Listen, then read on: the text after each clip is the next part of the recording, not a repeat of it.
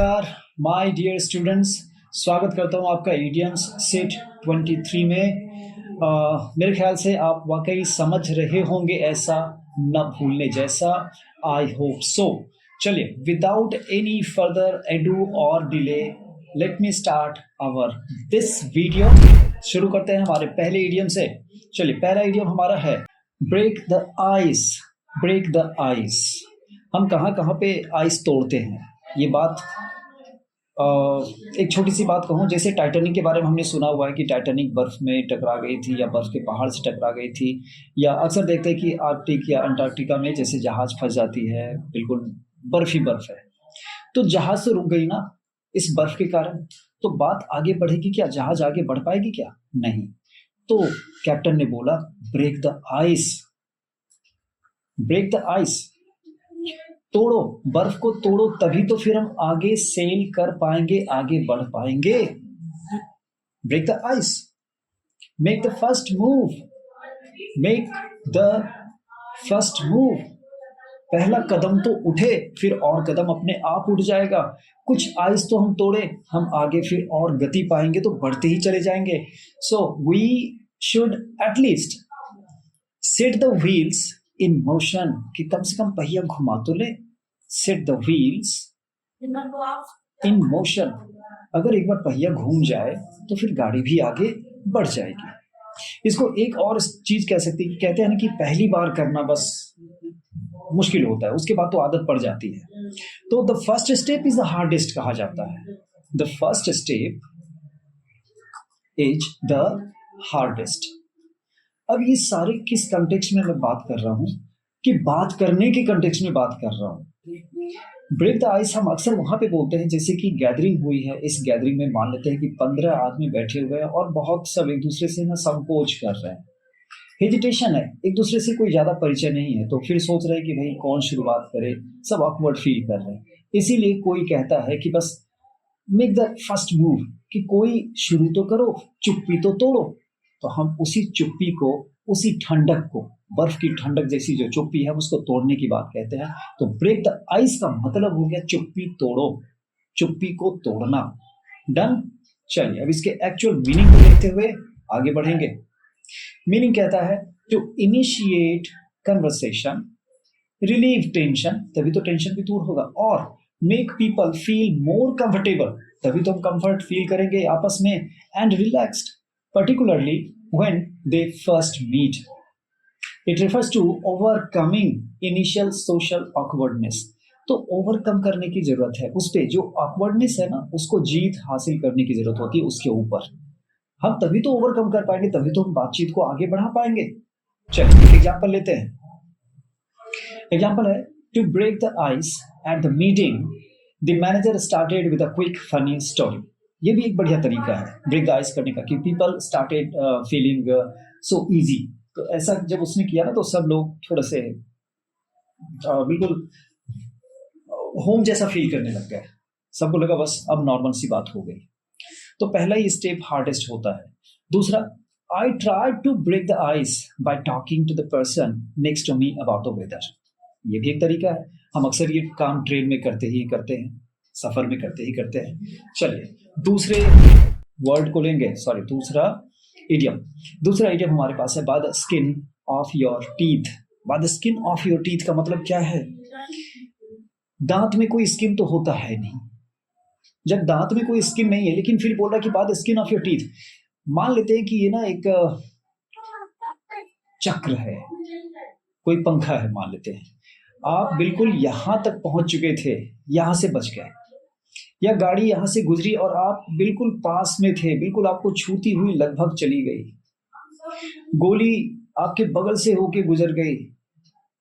ऐसे ही आपके दांत के पास से कोई तलवार गुजर गया, कोई छुरा गुजर गया, और आपकी जान बस बच ही गई। बाल बाल बचे, आप बाल बाल बचे। कहते नहीं कि बाल बाल बचे भाई, तो वो बाल हेयर वाला ही बाल लेंगे हम, हेयर वाला ही।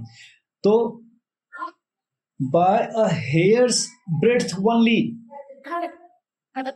by a hair's breadth, वरना तो आप गए थे। ठीक है, बिल्कुल बाल भर की दूरी से बच गए आप। एक क्लोज शेव था, ये भी कहा जाता है क्लोज शेव। क्लोज शेव में आप ये इमेजिन कर लेना कि जो बार्बर आपकी जब दाढ़ी बनाता है तो कितना नजदीकी मामला होता है, एक चूक और आपको कट लग सकता है, और यहाँ तक कि चाहे तो बार्बर के हाथ में ना आपके गर्दन होती है, वो जान भी ले सकता है। क्लोज कॉल था ये, क्लोज कॉल का मतलब हो गया कि बिल्कुल बुलावा, नजदीक का बुलावा था, मतलब यमराज आपको बुला ही रहे थे। बाल बाल बचे आप, जान बस बच गई किसी तरीके से। You dodged a bullet nearly you were dead, ऐसा था कि यू डॉज्ड अ बुलेट, आप किसी तरीके से बुलेट से बचे। डॉज्ड अ बुलेट या डॉज अ बुलेट, ये भी आप एक्सप्रेशन इस्तेमाल कर सकते हैं। तो bye the skin of your teeth का मतलब है बाल बाल बचना। ओके, चलिए अब इसके मीनिंग को लेते हुए आगे बढ़ते हैं। मीनिंग है to narrowly succeed in doing something or to barely escape a dangerous or difficult situation. It implies that the success was achieved with a very small margin or just in time. Means कि बिल्कुल just in time आप बच गए या आप बच ही गए, exam में पास कर गए बस एक नंबर से, एकदम स्मॉल मार्जिन से, या आपकी विक्ट्री हुई बिल्कुल स्मॉल मार्जिन से, वहां पर भी हम लगाएंगे कि आप बस बच गए, किसी तरीके से सर्वाइव कर पाए। चलिए अब इसके एग्जाम्पल की बात करते हैं। एग्जाम्पल पहला, he passed the exam by the skin of his teeth with just 1 point above the passing mark, है ना, by the skin of his teeth he could pass the exam. दूसरा, we managed to complete the project on time by the skin of our teeth, एक दिन रहते हुए या 2-4 घंटे रहते हुए प्रोजेक्ट पूरा हो पाया होगा। तो इस कंडीशन में भी हम कह सकते हैं bye the skin of the teeth the project was completed on time या इन टाइम, ज्यादा अच्छा रहेगा इन टाइम कहना, बिल्कुल इन वक्त पे ही तैयार हो पाया। चलिए हम तीसरे इडियम की तरफ बढ़ते हैं। तीसरा इडियम है comparing apples to oranges. I am talking about cheese and you are listening about chef. कहते हैं ना, कहाँ चीज एंड कहाँ चौक, दोनों सफेद हो अगर है तो इसका मतलब क्या चीज चौक एक बात थोड़ी हो गई, एक चीज थोड़ी हो गई। जैसे कहाँ राजा भोज, कहाँ गंगवा तेली कहा जाता है हिंदी में, ऑयल एंड वाटर हो गया एक एक्सप्रेशन इंग्लिश में, कि ये तो स्थिति वही है कि चौक और चीज की तुलना नहीं की जा सकती, ऑयल एंड वाटर की तुलना नहीं की जा सकती, तो भला एप्पल और ऑरेंजेस की तुलना हम कैसे कर सकते हैं। ये सिट्रस फ्रूट है, ये सिट्रस फ्रूट नहीं है, इसका स्वाद मीठा होता है, इसका खट्टा भी हो सकता है, तो मीठे और खट्टे में, मीठे और नमकीन में कैसे हम कंपेयर करेंगे। तो दो अलग अलग क्वालिटी के चीजों को जब हम कंपेयर करते हैं तो हम वहां पे लगाते हैं comparing apples to oranges. Okay, चलिए मीनिंग को लेते हैं फिर। मीनिंग कहता है a comparison between two things that are completely different, making it illogical और meaningless to measure them against each other. जब दो चीजें बिल्कुल आपस में एक दूसरे से भिन्न हो टोटली, और उसकी तुलना हम एक चीज को बताने के लिए करें तो ये गलत है, ये कंपैरिजन गलत है। ओके, एग्जांपल लेते हैं। You can't compare a high salary job with no work life balance to a lower paying job that leaves you free at 3 PM। That's comparing apples to oranges. अब high salary और lower paying job, दोनों में बड़ा फर्क है। कोई 3 बजे शाम में आजाद होता है और कोई हो सकता है 11-12 बजे तक उसका काम खत्म हो जाता होगा, है ना। तो आप कितनी मेहनत कर रहे हैं, एक मजदूर की तुलना हम एक अफसर से कर दे तो समझिए we are comparing apples to oranges. दूसरा एग्जांपल लेंगे, comparing a laptop to a smartphone is like comparing apples to oranges. This serve different purposes and have different capabilities. हम दोनों की तुलना सच में नहीं कर सकते, कहाँ राजा भोज, कहाँ गंगवा तेली। ओके, चलिए चौथे पे आते हैं। चौथा हमारा इडियम है to do something at the drop of a hat. कभी हमने देखा होगा रेस में कि एक लड़की रुमाल गिराती है, अब हैंकरचीफ गिराया। दूसरा, कभी कभी बॉक्सिंग रिंग में अगर ये एक बॉक्सर है, इस बॉक्सर ने सबको हरा दिया, तो कभी कभी कोई एक बंदा होता है जो कहता है कि मैं तुमसे लड़ूंगा, तो वो क्या करता है कि अपनी टोपी जो है टोकन के रूप में फेंक देता है कि I have accepted your challenge, I am ready to fight with you, कि मैं तुम्हें हराने की ख्वाहिश रखता हूं, मैं तुमसे लड़ूंगा। तो eight the drop of the hat बस रेफरी शुरू हो जाएगा कि भाई एक ओपोनेंट आ गया है, अब इन दोनों में भिड़ंत होगी। तो eight the drop of the hat में हम रेस की जब बात करेंगे या बॉक्सिंग की बात करें कहीं पर भी, तो रुमाल के गिरते ही या टोपी के गिरते ही बात शुरू हो जानी है, यानी रेस का शुरू हो जाना या बॉक्सिंग का स्टार्ट हो जाना, इसको कहते हैं। जैसे बिगुल बज जाए, अब बिगुल बजे और मैच शुरू हो जाए, तो वो भी स्थिति वही होगी। आपको किसी ने कहा कि एक बढ़िया सा जोक सुनाओ, अभी उसने लाइन खत्म भी नहीं की थी कि आपने जोक सुनाना शुरू कर दिया। ऐसा लग रहा है कि before you can say Jack Robinson and he started singing या क्रैकिंग जोक्स। तो इस तरीके से एक एक्सप्रेशन जो मैंने कहा उसको ध्यान रखेंगे, ये भी एक बढ़िया सा इडियम है। बिफोर यू कैन से या यू से कर देते हैं, चलिए बिफोर यू से जैक रॉबिन्सन, कि इससे पहले कि आप जैक रॉबिन्सन कहें और बात शुरू हो गई, यानी in the twinkling of an eye, in the twinkling, पलक झपकते ही जिसको कहते हैं, इन द ट्विंकलिंग, ट्विंकलिंग वही झपकना, ऑफ एन आई, पलक झपकी भी नहीं और बात शुरू हो गई। क्लियर है? विदाउट डिले कोई काम को कर दिया किसी ने, विदाउट डिले, शीघ्र, प्रॉम्प्ट एक्शन ले लिया, प्रॉम्प्ट, तो ये तो वर्ड पे बात उतर गई। चलिए, तो ये इडियमेटिक एक्सप्रेशन, ये तीन आपको इसके साथ जा सकता है। तो अब इसके मीनिंग को देख सकते हैं। चलिए मीनिंग को देख लेते हैं और एग्जाम्पल को भी ले लेंगे। मीनिंग कह रहा है to do something immediately, instantly और without hesitation, often at the slightest provocation. Slightest provocation का मतलब वही है उकसाव, प्रोवोक करना, हल्का सा उकसाव मिला या सह मिला या साथ मिला, बस आप शुरू हो गए। ये है example, she is so dedicated to her friends that she will fly across the country at the drop of a hat if they need her. Clear है कि वो तुरंत जा सकती है, बस दोस्तों के एक बार कहने की देरी है। दूसरा, my boss is very demanding and expects us to finish projects at the drop of the hat. Not a good system. ये अच्छी बात नहीं है कि कोई प्रोजेक्ट इतनी जल्दी पूरा होने की उम्मीद रखना भी नहीं चाहिए कि at the drop of the hat the project should be completed, ऐसा हो नहीं सकता है, उसमें टाइम लगता है।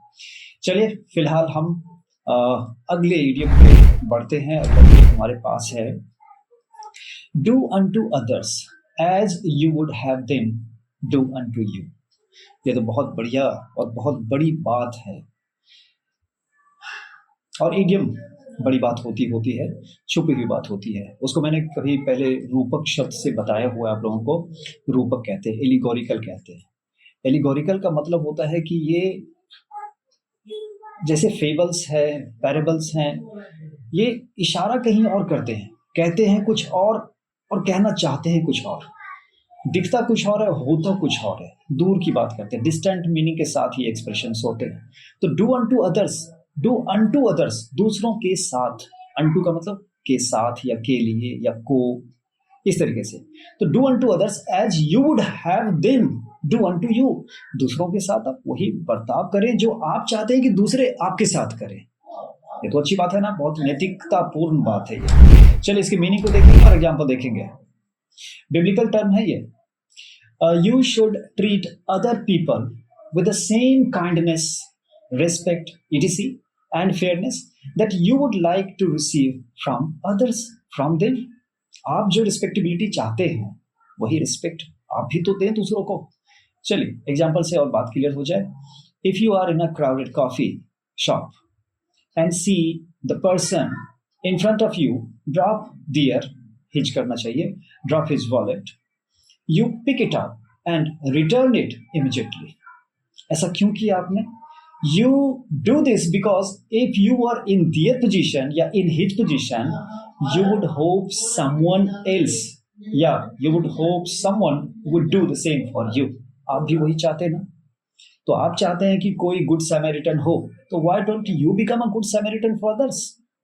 तो गुड सैमरिटन्स हम खुद बनना शुरू करें, अच्छे नागरिक जिसको कहते हैं। ये भी बिब्लिकल टर्म है, ये भी गुड सैमरिटन, अच्छा नागरिक, अच्छा आदमी। तो हम अच्छाई की चाहत दूसरों से रखने के बजाय हम खुद गुड सैमरिटन बन जाएं। हम सुधरेंगे, जग सुधरेगा, ये कहा जाता है। गुड माइंड गुड फाइंड कहा जाता है ये भी। चलिए इसी के साथ ये वीडियो यहीं पे समाप्त करते हैं और आखिर में एक छोटी सी मन की बात कहूंगा। बात छोटी सी होती है, ये भी एलिगोरिकल एक्सप्रेशन ही कहने की कोशिश कर रहा हूँ। When it comes to doing good we expect it from others, but what about evil. देखिए, इत्तेफाक से ऐसा हुआ कि ये बात जब मैंने लिखी थी तो ये पीपीटी में लास्ट का जो ईडियम था वो ये नहीं था, लेकिन इत्तेफाक से बहुत बढ़िया जोड़ा सा बन गया इसका, कि जब भी कुछ अच्छा करने की बात होती है तो हम सोचते हैं कि कोई दूसरा करेगा, सरकार करेगी या कोई दूसरा, मेरा मित्र करेगा या मेरा बाप करेगा या कोई करेगा। लेकिन जब बुरा करने की बात होती है ना, उस समय नहीं सोचते हैं, हम खुद ही कर डालते हैं। तो this is not a good thing. ऐसे में तो दुनिया यूटॉपिक कभी नहीं हो सकती है। चलिए, मैं सीख नहीं दे रहा हूं, मैं सिंपली खुद को पहले गुड समैरिटन बनाने की कोशिश कर रहा हूं, यही काफी है मेरे लिए। चलिए, इन्हीं आशीर्वचनों के साथ और ऐसी ही अच्छी उम्मीद के साथ ये वीडियो यहीं पे समाप्त करता हूं। मिलूंगा फिर आने वाले वीडियोस में कुछ और इडियम्स के साथ और कुछ अच्छी बातों के साथ। तब तक के लिए नमस्कार।